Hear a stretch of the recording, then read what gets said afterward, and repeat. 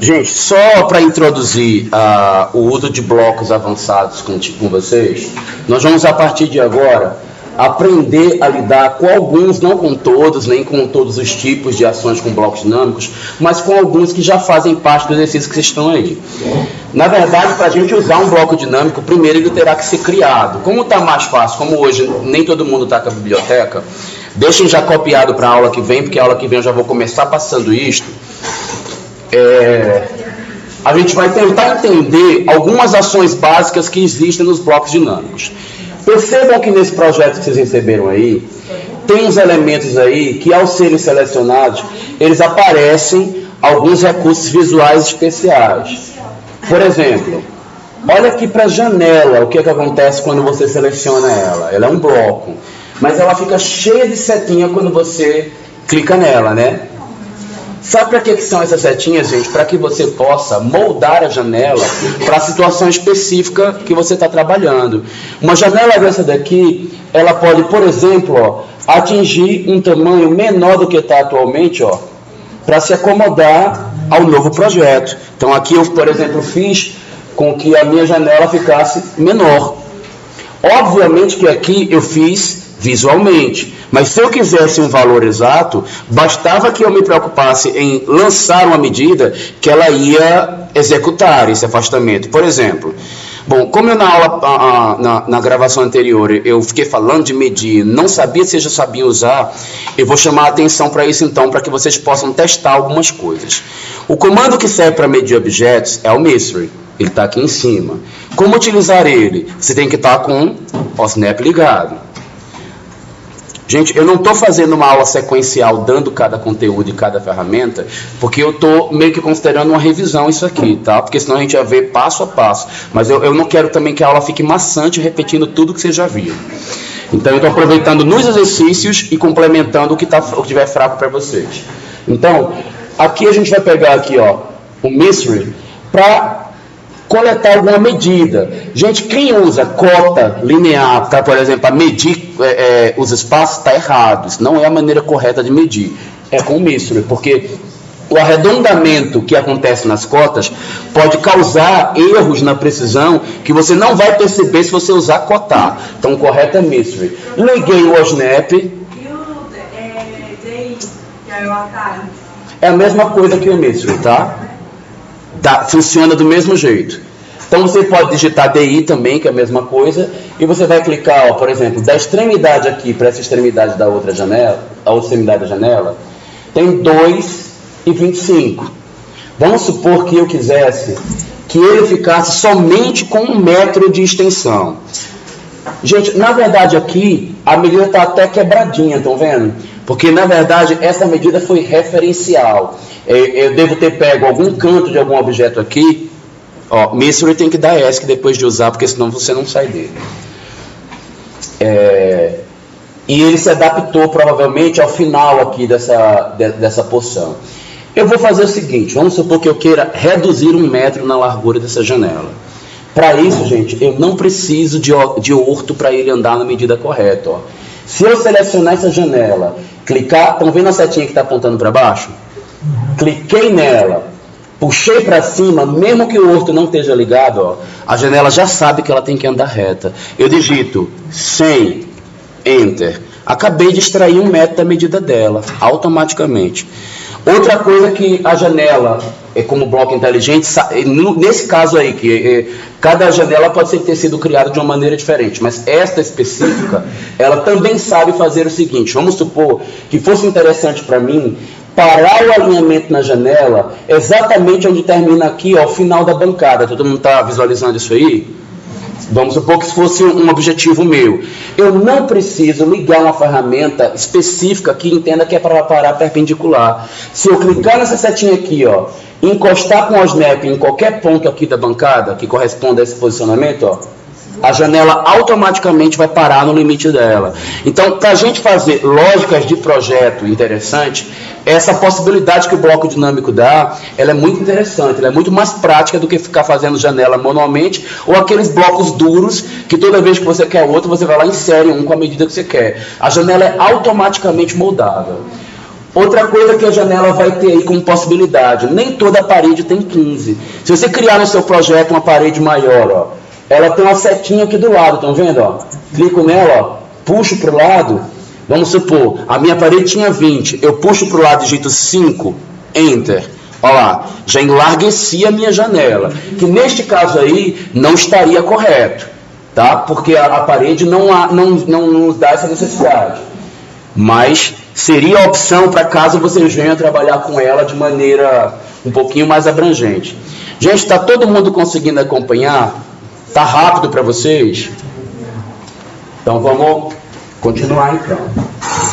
Eu não acho tão útil ter isso, mas eu acabei criando isso também no bloco. Poderia ser que eu quisesse girar a janela sem usar o rotate, ó. Desliga as ferramentas de precisão, porque elas podem atrapalhar vocês. Porque já tem uma precisão do próprio bloco dinâmico. A gente pode vir aqui, ó, selecionar a janela. Estão vendo que tem um dos grips aqui é redondinho? Se você clicar nele, aparece automaticamente, ó, uma sequência de ângulos, estão vendo? Ó? Então a janela também permite girar de 45 a 45 para fazer ela ficar na horizontal, por exemplo. Então daqui eu já poderia pegar essa janela e mover para um outro lugar na horizontal para compor o meu espaço. Por exemplo, com o Snap, encostar ela aqui. Seria uma possibilidade. Não é o que eu quero agora, que é esquisito no fundo da churrasqueira. Mas eu poderia pegar o próprio nó. E outra inteligência. Gente, isso todo bloco tem, não é só os blocos dinâmicos. Quando a gente clica no nozinho quadrado que já vem do bloco, você não precisa usar Move, né? Clicou nele, ele já está movimentando o objeto. Então você com o bloco, você move ele para onde quiser. Isso não é uma coisa utilizável só em bloco dinâmico. Gente, bloco dinâmico não é uma novidade na AutoCAD. Já existe bloco dinâmico, não tenho assim a noção exata, mas eu acho que desde a AutoCAD 2000. Eu acho que é por aí, mais ou menos, que surgiu o bloco dinâmico. Ou seja, nós já estamos há 14 anos tendo bloco dinâmico, mas infelizmente a maior parte do mercado não sabe usar esse recurso, tá? Vamos pelo menos aprender a trabalhar com os blocos que estão feitos, como é que eles funcionam, tá? Vamos pegar um objeto que é um pouquinho mais difícil, que também é dinâmico, que está aí no projetinho. Vem aqui para essa porta aqui, ó, do banheiro que está aí no canto. Perfeito? Então lá, vamos experimentar umas coisinhas que dá para fazer na porta, ó. A quantidade de nozinhos que apareceu na porta foi maior, né? Desliguem, por favor, o Snap, desliguem outras coisas aí, porque isso pode nos confundir.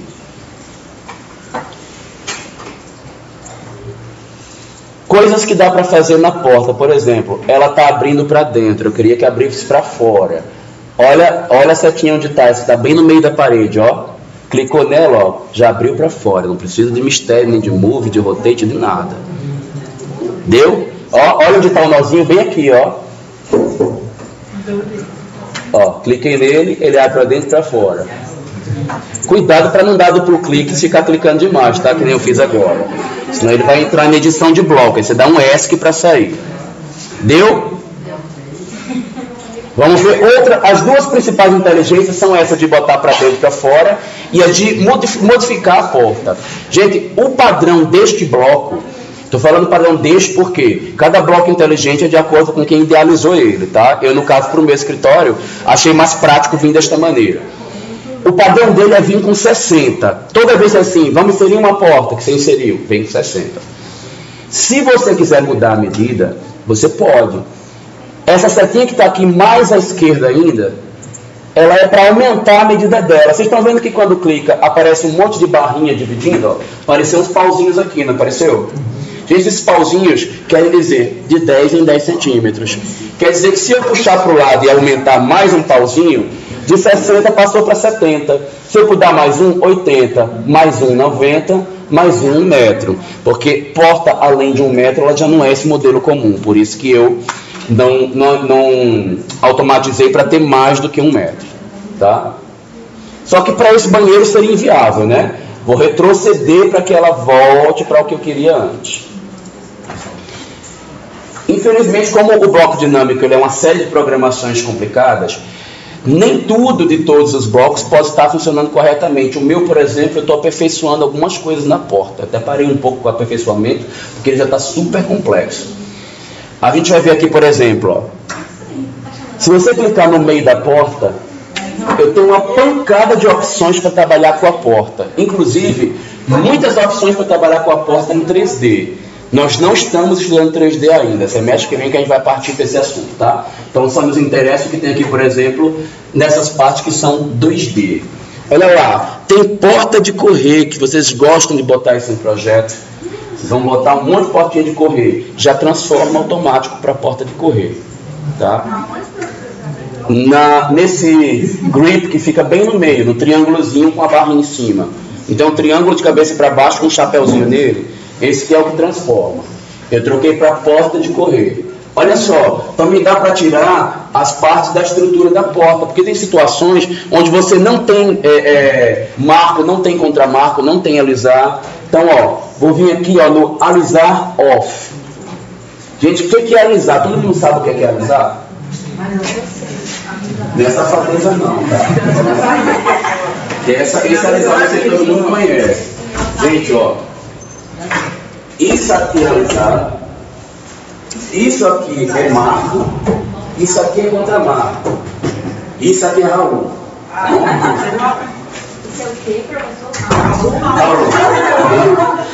Isso aí. É portal? Ó. Marco. Contramarco. Alisar. Tudo isso junto. Portal. Ó, folha. Tá? Já que eu apresentei marco, eu falei também. Raul. Entenderam, né? Caixinha, todo mundo sabe o que é? Gente, vocês vão ser arquitetos, tem que saber isso na ponta da língua. Caixinha. Ok? Essa estruturinha que suporta o vidro central dentro da esquadria, normalmente na janela. Muda um pouco, esses nomes mudam um pouquinho de região para região, tá? No sul, isso aqui se chama guarnição. Tá? Então muda. Eu, por exemplo, eu aprendi a falar portal depois que eu cheguei aqui, eu não conhecia portal. Eu só sabia o que era marco, contramarco e alisar. Boneca todo mundo sabe o que é, né? Vocês andam muito lá no setor comercial, todo mundo já sabe o que é boneca, né? Não é a mesma, mas é a diferençazinha. Esse pedaço tem daqui pra cá. Gente, você sabe por que tem essa porta aqui que tá sem o marco? Ou seja, e está sem o alisar também, porque numa porta que é de vidro, a única coisa que tem no marco contra marco é uma folha de granito. Então é só isso aqui que comparece no projeto. Tá? Então é para isso que tem essas utilidades aí. Só que se essa porta é de vidro, ela não tem essa grossura toda, não é aquilo lá. A folha não tem 3 centímetros. E o bloco está inteligente para prever isso também. Ó.